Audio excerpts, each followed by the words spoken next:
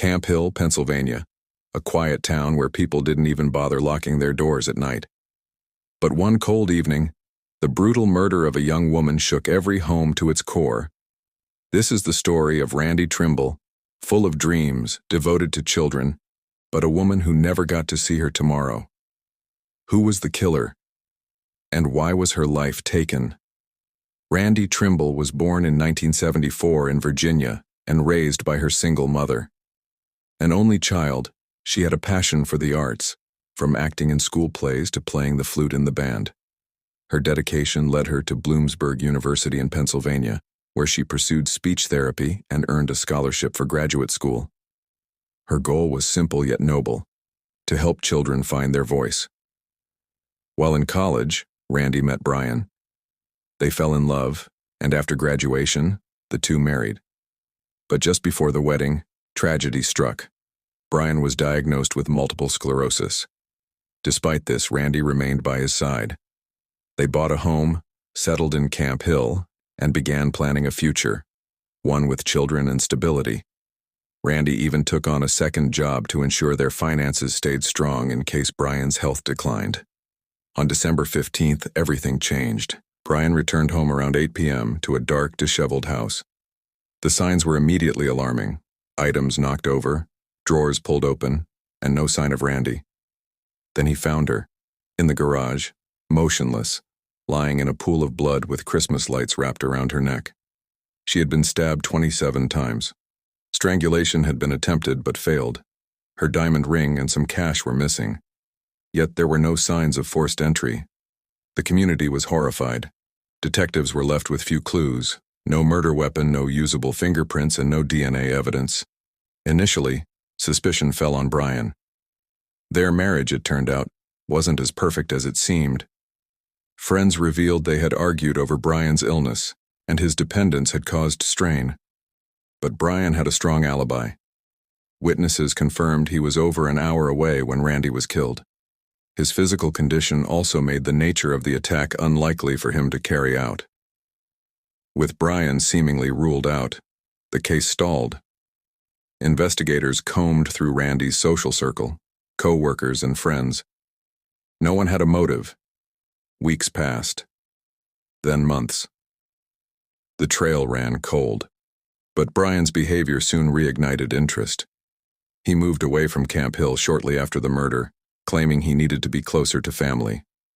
He stopped communicating with Randi's mother and began spending money. A lot of it. A new TV, an Xbox, furniture. When questioned, he brushed it off, saying insurance payouts would cover it. This shift in behavior, combined with stories from co-workers about Brian speaking poorly of Randi and hinting at divorce, gave detectives renewed focus. They discovered Brian had a close friendship with a co-worker named Blaine. The two bonded over horror films and video games and had even worked together on a script, a low-budget supernatural thriller inspired by the Blair Witch Project. Their movie dream was ambitious. The idea? Fund it with personal savings, finish the shoot in the Appalachians, and turn it into a viral hit. But there was a problem: money. Randi, who managed their finances, refused to invest their savings in the project. Brian eventually pulled out, and Blaine went ahead alone, filming for a week.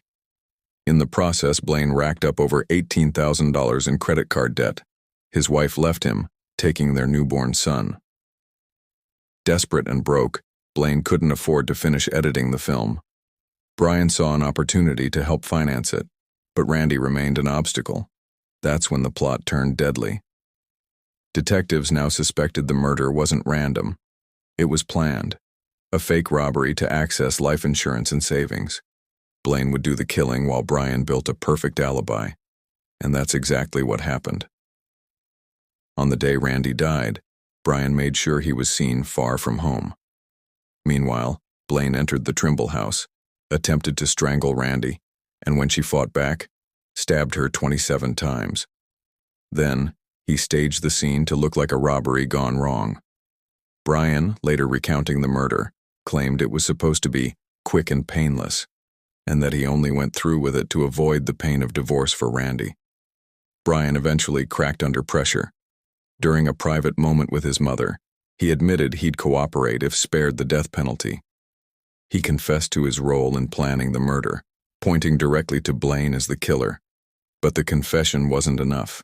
Investigators needed evidence to tie Blaine to the scene. They searched his car and found a receipt for items purchased the day of the murder: gloves, black clothes, and a large knife. That knife matched the wounds on Randy's body. Blaine's alibi, that he'd been home during the murder, fell apart when a gas station receipt showed he had ample time to commit the crime. Confronted with the evidence, Blaine took a plea deal to avoid the death penalty. He admitted to murdering Randy for money to fund the film and repay debts. Both Blaine and Brian were sentenced to life in prison without the possibility of parole. In the aftermath, Randy's mother founded a nonprofit to support victims of domestic violence, helping countless families in crisis. Her daughter's tragic end became a catalyst for real change. What began as a mystery with no leads became a chilling reminder of how ambition, desperation, and betrayal can drive people to unthinkable acts. If this story made you think, don't forget to like the video, share it with your friends and family, and subscribe for more true and chilling stories like this.